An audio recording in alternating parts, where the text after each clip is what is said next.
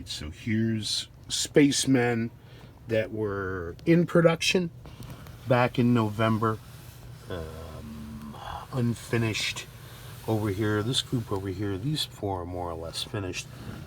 Kept out the hang fat made in China Spaceman at left.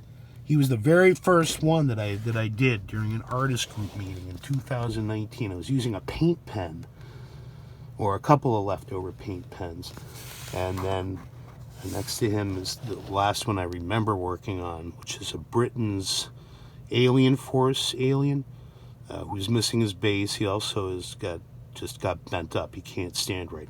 All of these spacemen have some damage to them. No vintage space toys are harmed in the production of my artwork. I only use damaged pieces. But I like how you can see a difference in the approach between the one on the left and the silver guy, just in terms of regarding the spaceman as a surface to be painted rather than, I'm going to go ahead and make this look like some guy in a silly suit. So his body is primarily this fantastic iridescent stainless steel fine full body acrylic by Golden's Artist Colors, with some of the copper tones there to detail, and that's all I'm trying to do. I'm just trying to isolate the surfaces and give each of them a different color value or light value.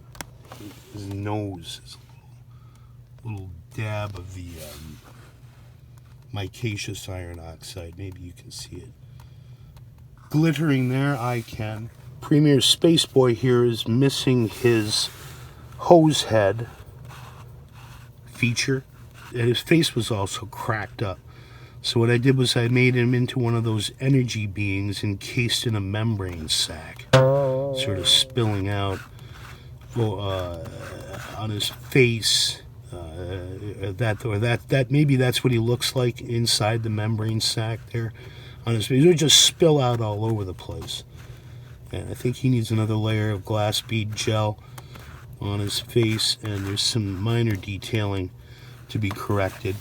We're using a combination of glass bead gel and the iridescent green fine to create this, hopefully, effect of light energy being spilling out of his membrane sac. Operation Moonbase Spacewalker Astronaut.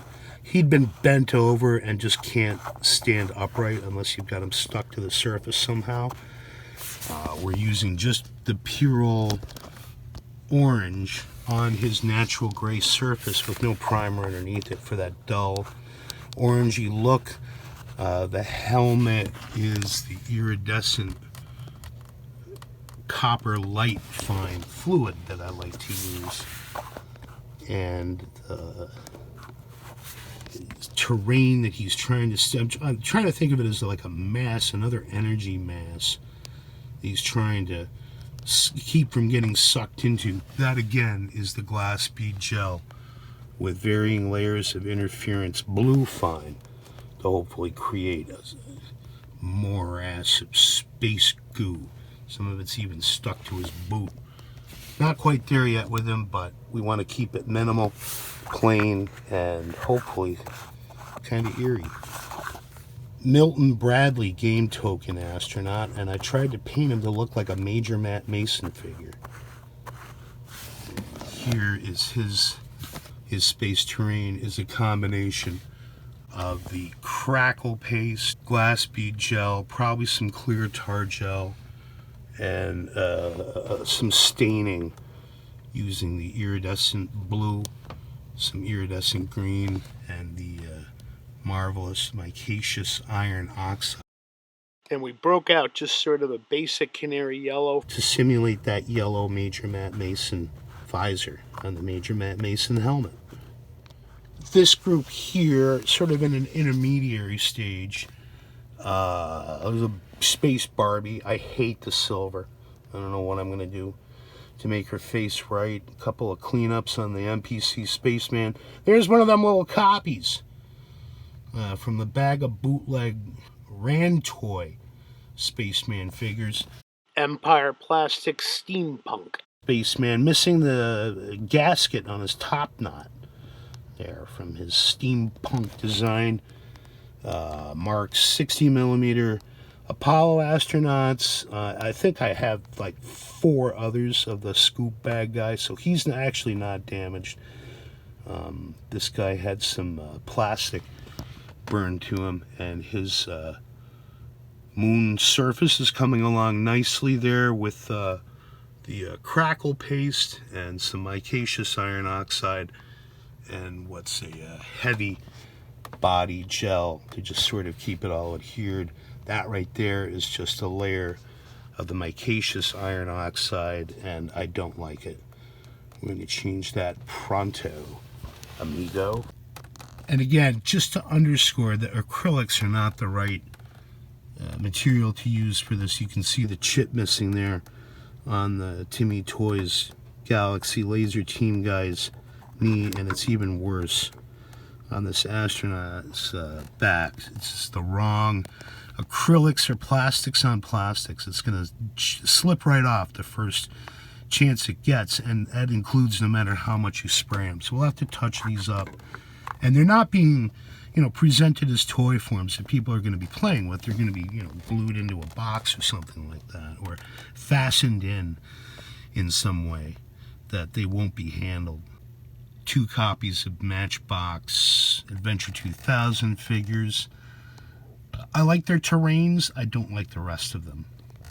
And I'm not sure what I'm going to do, but an idea might be to use the iridescent pearl fine on the orange, which is what I did here with these Hot Wheels John Glenn Action Pack astronauts.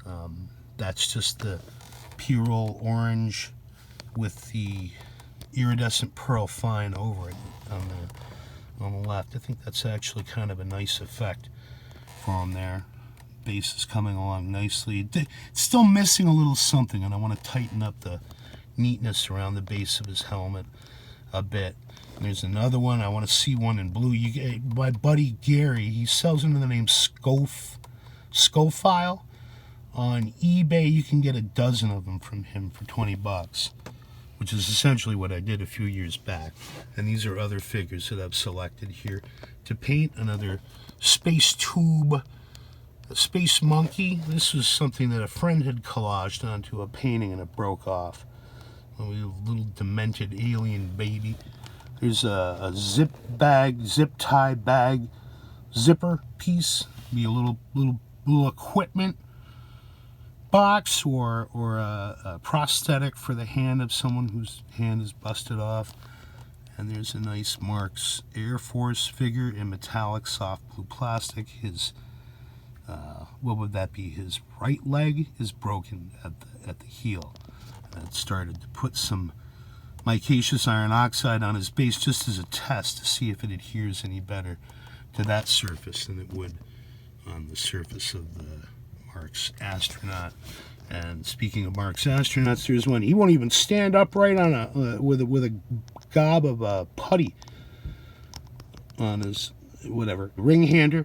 He'll be able to do something. On and on and on. And there's a Gene Hoffler. I'm just going to try to detail the suit accoutrements with the iridescent